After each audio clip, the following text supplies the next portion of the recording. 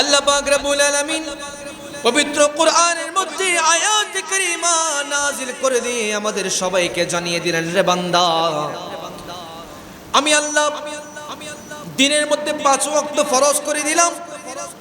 ফজরের নামাজ আসরের মধ্যে পড়লে হবে না, সেটা কাজা হয়ে যাবে।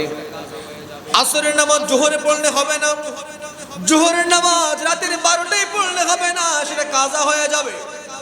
এরে বান্দা, এশারের নামাজ যদি তুমি ফজরের ওয়াক্তে পড়ো সেটাও হবে না, কাজা হয়ে যাবে। রে বান্দা, আমি তোমাদেরকে রমজান মাসে একটা মাস রোজা রাখার জন্য ফরজ করে দিলাম। এরে বান্দা, একটা মাস তুমি রোজা রাখবা। রে বান্দা, একটা মাস রমজান মাসের রোজা যদি তুমি শাবান মাসে রাখো, সেটার ফরজ তুমি আদায় করতে পারবা না। রমজান মাসের ফরজ রোজা যদি তুমি রবিউল আউয়াল মাসে রাখো, হবে না।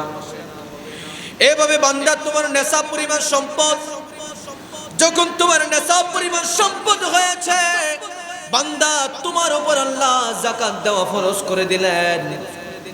নেশাব পরিমাণের কম সম্পদ হলে তোমার উপর যাকাত দেওয়া ফরজ নয়। আবার নেশাব পরিমাণ সম্পদ বা তার বেশি হলে তোমার উপর যাকাত দেওয়া ফরজ। তুমি চাইলে সেই যাকাত না দেওয়া থেকে নিজেকে বিরত রাখতে পারবা না। আল্লাহ বোঝাতে চাইলেন, রে বান্দা, ইসলামের প্রতিটা কাজকে আমি আল্লাহ নির্দিষ্ট সময়ের জন্য করে দিলাম। প্রতিটা বিষয়কে আমি আল্লাহ একটা সীমানা দিলাম। কিন্তু বান্দা, তুমি যখন আমি আল্লাহর জিকির করবা, অন্যান্য ইবাদত করার জন্য ওযু শর্ত। কিন্তু বান্দা, তুমি যখন আমি আল্লাহর স্মরণ করবা, যখন আমি আল্লাহকে স্মরণ করবা, ওযু থাকলেও তুমি আমি আল্লাহকে স্মরণ করতে পারবা, ওযু না থাকলেও তুমি আমি আল্লাহকে স্মরণ করতে পারবা। সুবহানাল্লাহ।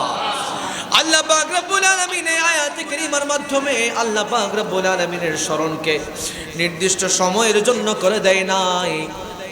বান্দা যে কোনো সময়ে যখন আল্লাহকে ডাকবে, আল্লাহ বলেন, ফাযকুরুনি আযকুরুকুম ওয়াশকুরুলি ওয়ালা তাকফুরুন। জোরে করে বলেন সুবহানাল্লাহ।